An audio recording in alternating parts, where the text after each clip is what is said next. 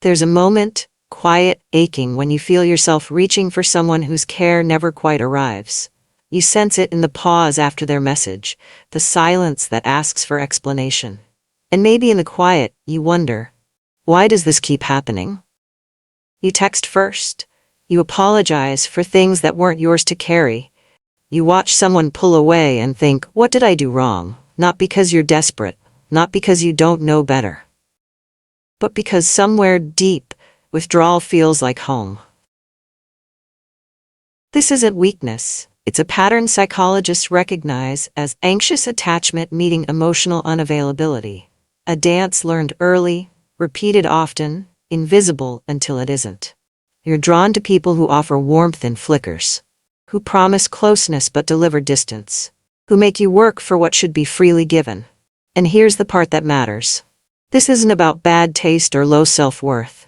It's intelligence, shaped by survival.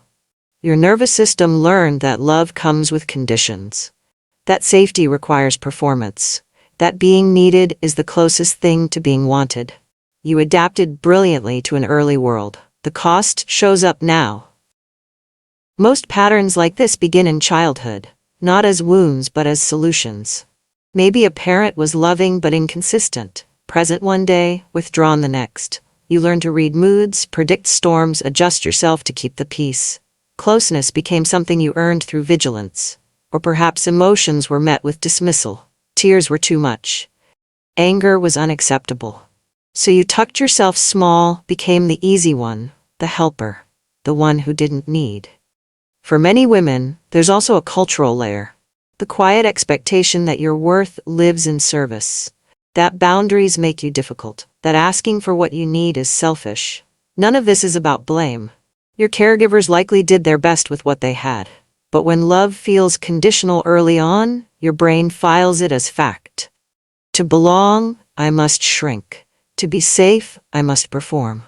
And you carry that file into every relationship after. Here's what happens in your brain. Your amygdala, the part that scans for threat, learns that withdrawal equals danger. Someone goes quiet, and your body floods with urgency. Not because you're overreacting, but because your nervous system remembers. Distance once meant abandonment. Your prefrontal cortex, which handles reasoning, tries to calm the storm. But when the alarm is loud enough, thinking can't override feeling. Over time, your system gets wired for hypervigilance. You read between lines that aren't there. You brace for rejection before it arrives. You chase reassurance not because you're needy, but because your body believes connection is always one mistake away from collapse. This isn't pathology. It's conditioning. And like all conditioning, it can be gently reshaped. Here's how it shows up now.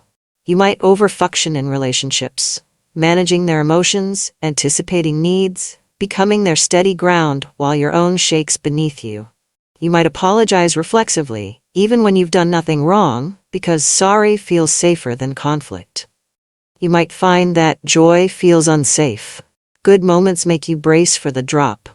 Peace feels like the calm before loss. You might wear calm like armor, performing composure so well that no one knows you're barely holding on. You might feel crushing guilt when setting boundaries, as if protecting yourself is a betrayal. You might equate productivity with worth. If you're useful, you're valuable. If you rest, you disappear. You might mistake anxiety for intuition, reading every silence as evidence you were right to worry. You might attract people who need fixing, because being needed feels like being chosen. You might stay in relationships long past their expiration, convincing yourself that trying harder will finally make them stay.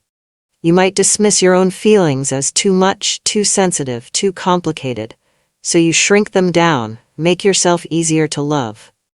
Each of these is a strategy, a way you learn to survive uncertainty by controlling the one variable you could, yourself.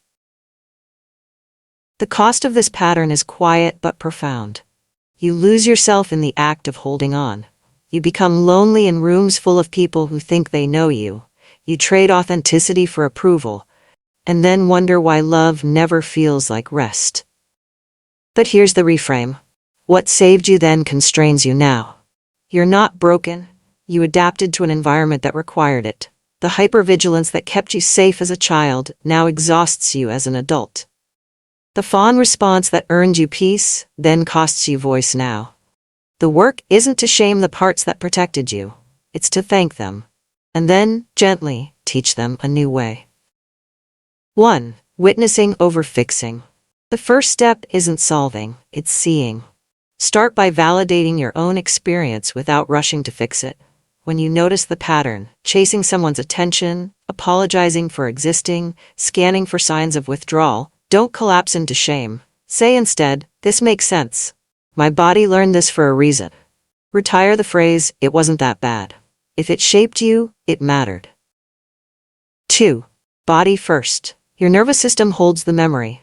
Talking helps, but the body needs proof that safety is real. Orienting 60 seconds. When anxiety rises, pause. Look slowly around the room. Name 5 things you see. Let your gaze land softly on each one. This tells your amygdala, "I'm here. I'm safe. There's no danger in this moment." Long exhale 30 seconds. Breathe in for 4 counts. Hold gently for 4. Exhale for 6 or 7. The longer exhale signals your vagus nerve to ease the alarm. Do this 3 times before a difficult conversation. Hand over heart, 90 seconds. Place your palm flat against your chest. Feel the warmth, the steady beat. Say quietly, "I'm here. I've got you." This activates self-soothing systems your body may have learned to ignore. These aren't distractions, they're retraining. 3. Boundary scripts. Boundaries feel impossible when you've been taught they make you unlovable. Here are sentences to borrow until your own voice steadies. "We're friends. I care about you, and I'm not available to process this right now. Can we revisit it tomorrow?" For family. "I hear you, and I need to step back from this conversation. I'll reach out when I'm ready." For work. "I can't take on additional projects this month. Let me know if we need to reassess priorities." For romance. "I notice I feel anxious when I don't hear from you. I need more consistent communication to feel secure." For yourself. "I'm allowed to change my mind. I'm allowed to rest. I'm allowed to want differently than I did before." For anyone. "That doesn't work for me." You don't owe an explanation. The boundary is complete, as stated. 4. Language swap. The way you speak to yourself shapes what you believe you deserve. Swap guilt for truth, not, "I'm so bad at saying no." Try, "I'm learning to honor my limits," not, "I can't come, I'm sorry." Try, "I'm not available this week," not, "I'm too sensitive." Try, "I feel things deeply," that's not a flaw. Not, "I should be over this by now." Try, "Healing doesn't follow a schedule." Small shifts in language create room for self-respect to grow. 5. Inner child bridge.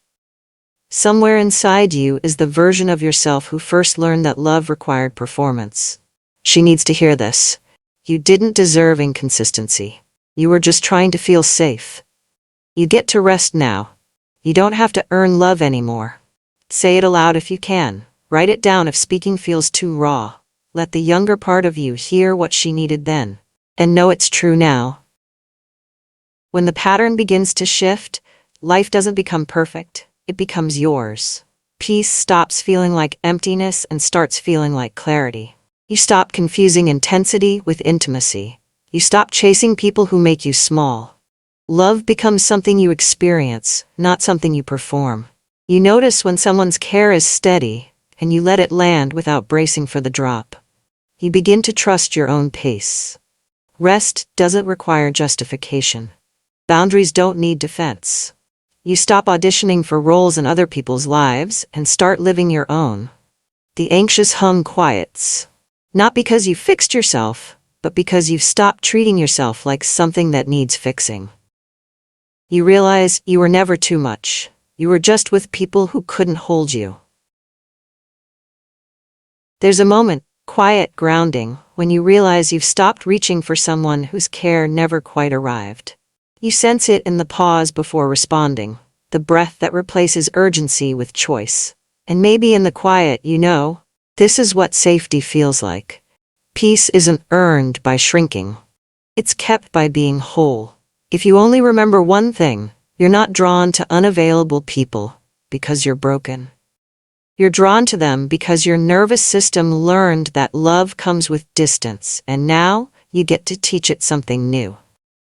What part of this felt like a door unlocking? Leave a thought in the comments. And if this resonated, share it with someone who might need to hear it. Take care of your heart. It's been working so hard for you.